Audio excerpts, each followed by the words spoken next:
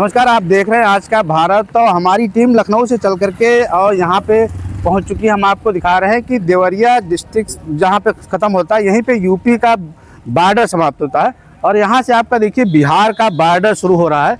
ये देखिए बिहार राज्य सीमा प्रारंभ का यहाँ पे बोर्ड लगा हुआ है। यहाँ से हम आपको दिखा रहे हैं कि तस्वीरों में देखिए कि यूपी रोड की जहाँ पे ख़त्म हो रही है और जहाँ से बिहार की सड़कें शुरू हो रही हैं, वो साफ साफ तस्वीरों में भी दिखाई दे रहा है कि यहाँ बिहार की जो विकास की तस्वीर है, विकास की स्थिति है, वो कैसी है, वो साफ साफ तस्वीरों में दिखा रहे हैं।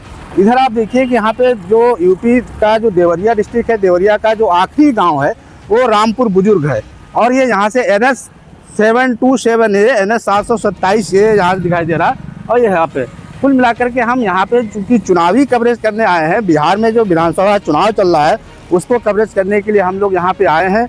बिहार की जो वास्तविक तस्वीर है, जो हकीकत है, कहीं कहीं जब बिहार का सीमा जहाँ से शुरू होता है वहाँ से भी साफ साफ दिखाई देता है कि बिहार में विकास की स्थिति क्या है, डेवलपमेंट की स्थिति क्या है। सड़कों को भी देख के आप साफ साफ अंदाज़ा लगा सकते हैं कि यूपी बिहार की सड़कों में भी आपको साफ साफ अंतर दिखाई दे रहा होगा कि किस तरह से यूपी की सड़कें और बिहार की सड़कें हैं।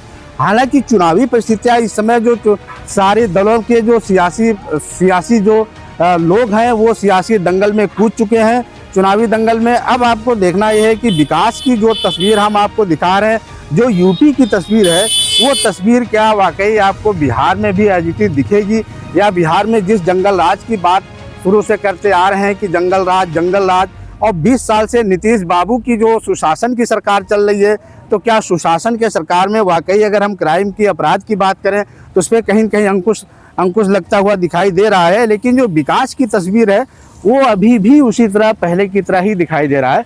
अब हम यहाँ से प्रवेश करेंगे। प्रवेश करने के बाद बिहार के जो भी प्रत्याशी हैं, सिवान जिले में प्रवेश करेंगे। सिवान जिले के जो प्रत्याशी हैं उनसे भी हम वार्ता करेंगे, और वहाँ के जो लोग हैं, बिहार के लोगों से बात करेंगे।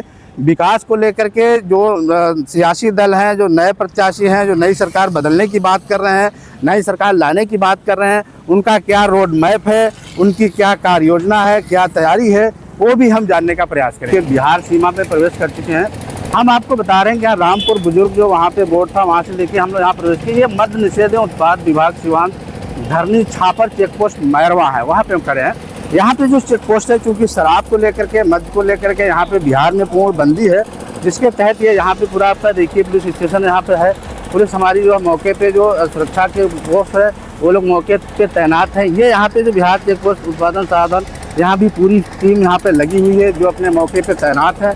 और किसी भी तरह की इस तरह की जो मादक पदार्थ भी चीज़ें बिहार में प्रवेश करती हैं, उनको बाकायदा यहाँ चेक किया जाता है। चेक करने के बाद ही वो अंदर जा सकती है। हम एक चीज़ और इसके साथ साथ दिखा रहे हैं कि जो हम लोग बिहार के अंदर प्रवेश कर रहे हैं, तो जो यूपी की जो सड़क है उसको देख करके यहाँ की जो सड़कों की स्थिति है वो भी आप देखिए बिहार यूपी के कंपेरिजन में कहीं न कहीं इस तरह की स्थितियाँ अभी बदतर दिख रही हैं।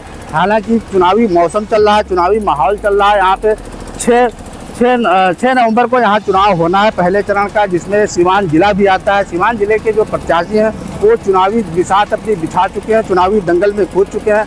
आगे विकास को लेकर के, अन्य योजनाओं को लेकर के, रोड मैप को लेकर के सारी तैयारियां हैं। अब देखना यह है कि किस बेस पे जो सरकार में परिवर्तन की लहर आ रही है, वो वाकई जो वर्तमान नीतीश की सरकार है, जो सुशासन बाबू के रूप में जाने जाते हैं, उनकी सरकार यथावत रहेगी, या परिवर्तन के साथ क्या जो महागठबंधन है वो महागठबंधन की वापसी होती है। वापसी अगर होती है तो किस बेस पे होती है। विकास की जो तस्वीर वो आपको हमारे कैमरे में साफ साफ दिखाई दे रहा है। कहीं कहीं अगर लोग यहाँ से लोगों से हमने जब बात की तो उन्होंने कहा कि जो उसके पूर्ववर्ती सरकार थी वो चूंकि जंगल राज को लेकर के बदनाम रही, तो जंगल राज से मुक्ति को लेकर के कहीं कहीं ये जो वर्तमान सरकार है सुशासन के रूप में जानी जाती है। अब देखना यह है कि परिवर्तन की जो लहर दिखाई दे रही है, क्या वाकई वो तस्वीर 14 नवंबर के बाद बदलेगी, या जो वर्तमान सरकार चल रही वही सरकार यथावत अपने स्थिति में रहेगी। ये तो 14 नवंबर के बाद ही तस्वीर क्लियर हो पाएगी। आप देख रहे हैं आज का भारत और मैं हूँ अनिल सिंह राणा। नमस्कार।